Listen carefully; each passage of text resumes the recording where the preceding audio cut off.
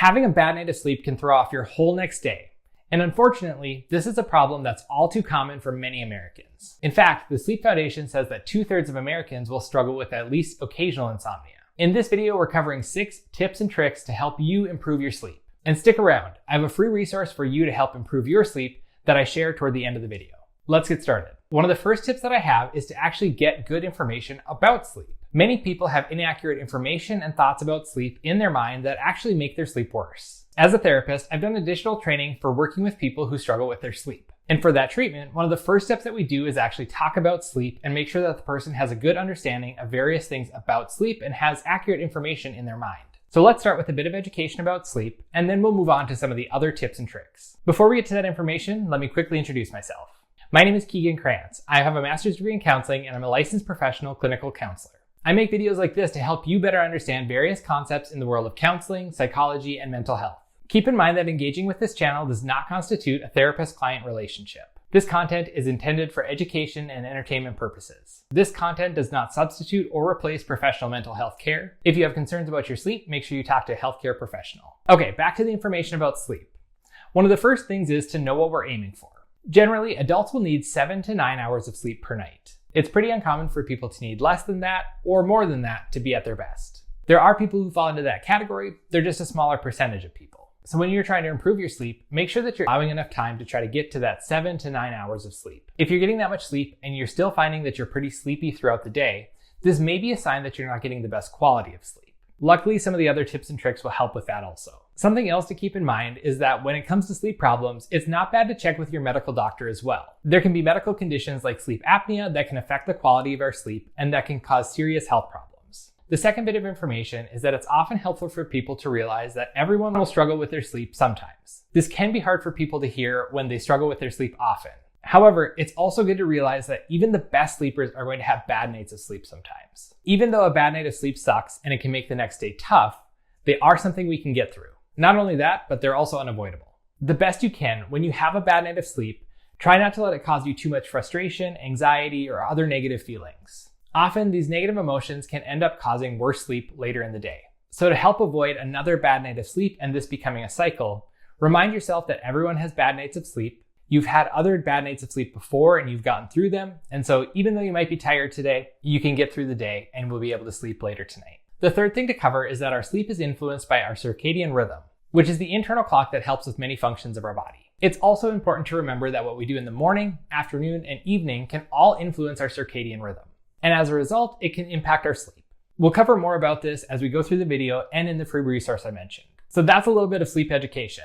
Now let's move on to the second tip. The second thing to know is that it's important to maintain a consistent sleep schedule. When people struggle with sleep, often one of the most impactful things that they can do is start to have a consistent time where they go to sleep and wake up every day. And when I say every day, I mean every day. That includes the weekends, vacations, or on holidays. This tip is one that can be difficult for people to implement because it feels good to sleep in on the weekends, doesn't it? But trying to have a consistent sleep schedule is a very, very important part of sleep. If you're not so sure about this and not feeling like you're sold yet, that's okay. I'd encourage you to try this out for a couple weeks, maybe a month, and see what you think and how you feel after that. Now on to tip number 3. Earlier I mentioned that our sleep is influenced by our circadian rhythm, the internal 24-hour clock that our body has. A big influence on our circadian rhythm is actually early morning light, specifically natural light from the sun. So opening up your blinds and shades in your house to let the natural light in can actually have a big influence on your sleep and mood. If you think back to the early days of the prehistoric humans, they were relying on the sun to help them wake up every morning. As a result, our body uses that morning sun as a cue to help release hormones and other chemicals that not only wake us up, but help set us up for a better night of sleep later that day.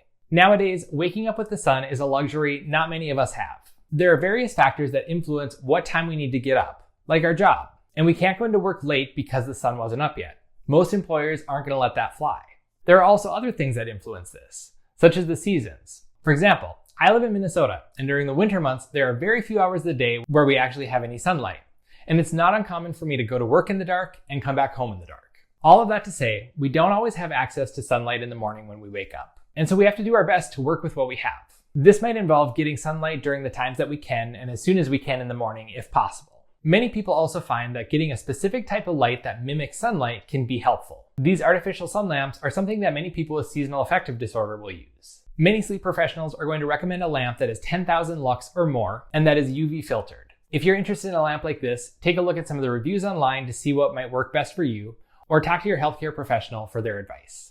For tip number 4, let's move to the evening, where we want natural light in the morning to help wake us up. As it gets to be evening time, we want to start avoiding light. This can mean turning down the lights in your house, closing your blinds or curtains, and being mindful of any other light sources that might be affecting your sleep. Just like how light in the morning is a cue to wake up, darkness in the evening is our cue to start winding down to go to sleep. In fact, as our surroundings start to get darker, this is a cue for our body to start releasing different chemicals and hormones like melatonin that will help us wind down and fall asleep more easily. If you struggle to get your bedroom dark enough for some reason, consider getting a sleep mask, as this can be a helpful way to block out light that might disrupt your sleep. Before we move on to tip number 5, if you're enjoying this video and finding it helpful, please help me out by giving it a like and subscribing. The 5th tip is about associating our bed with sleep. When people struggle with sleep, it can be helpful for them to start really training their brain that their bed means it's time for sleep. While this can sound obvious because many of us will intellectually associate our bed with sleeping, this is something that can often take some training to really make sure our brain automatically thinks about sleep and starts to fall asleep or go into our sleep cycle when it sees our bed. Therefore, an important rule in the world of sleep is that your bed is for sleep and sex. This means that if you're in bed, you should be sleeping or engaging in some sort of sexual activity. If you're in your bed and you're on your phone, reading, eating, or doing something else, you're going to want to try to move this out of your bed or even out of your bedroom and do it somewhere else. Again, when we see our bed, we want our brain to recognize that we're getting toward that time for sleep.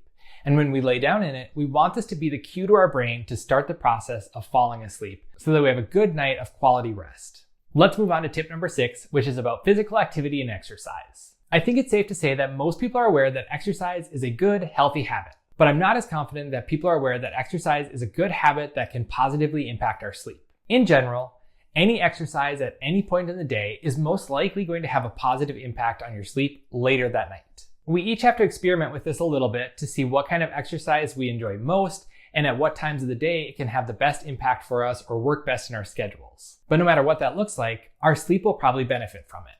I know that many people struggle to exercise consistently. So if this is something you're wanting to incorporate into your schedule, try to look for times where you can most consistently incorporate that physical activity into your schedule. And to help yourself be more consistent with the exercise, try to pick things that you know that you like. Some people love running, so that's what they should do. Others prefer weightlifting, so that's what they should try to fit into their schedule. Other people like walking by themselves, where others like to walk with a group. No matter what physical activity it is that you like best, try to pick that one and incorporate it into your schedule, because that's going to be most likely to set you up for success. To help give you a bit more information about how exercise is helpful for sleep, I recently came across a meta-analysis that looked at 21 different randomized controlled trials that included over 1,600 participants. They found that those who engaged in physical activity had significant improvements with their sleep. There are a few other things that I noticed in their findings that stood out to me. First, they found that no matter the intensity of the exercise, people benefited, whether that was low intensity, medium intensity, or a vigorous type of exercise. Second, they looked at 4 different types of exercise: aerobic, mind-body, resistance, and multi-component. All 4 had positive effects, so no worries there, but aerobic exercise did have the greatest impact. Finally, they looked at the duration of the exercise, putting it into categories of less than 30 minutes or over 30 minutes. They found that whether the exercise was less than 30 minutes or more than 30 minutes, both had positive impacts, but there was a slightly greater impact for those who exercised for more than 30 minutes. So all that to say, again, exercise seems to be good for sleep. Whether you work out in the morning, afternoon, or evening doesn't seem to matter that much. Do what works best for you. I actually have one more bonus tip that I wanted to throw in here, but first let me tell you about that free resource that I mentioned. If you want more tips and tricks like these, click the link in the description to get the free PDF or scan the QR code that's on the screen now. There's no spam or strings attached to this. Just fill out the form so I get your email address and I'll personally be emailing you the PDF. Okay, back to that bonus tip that I mentioned. When it comes to changing our sleep, we don't want to change a bunch of things at once. Change itself is actually something that can disrupt our sleep or reduce the quality of our sleep. That's part of why it's so important to stick to a consistent sleep schedule. So to help prevent any changes from impacting your sleep, if you're going to implement any of these tips or tricks, make sure that you start low and go slow. What I mean by start low is pick a small number of things that you're going to change. Honestly, just 1 or 2. And when I say go slow, I mean to be consistent with implementing those 1 or 2 things for at least 2 weeks. Once you've been consistent with something for a couple weeks, then you can add or change 1 or 2 more things. And again, be consistent with those for a couple weeks before you make any other changes. Those are some tips and tricks to help improve your sleep. Don't forget, if you want that free PDF, click the link in the description and I'll send it your way. This brings us to the end of the video. I hope that you found it helpful. While you're here, check out some of the other videos on my channel. Thanks so much for watching. I'll see you in the next video.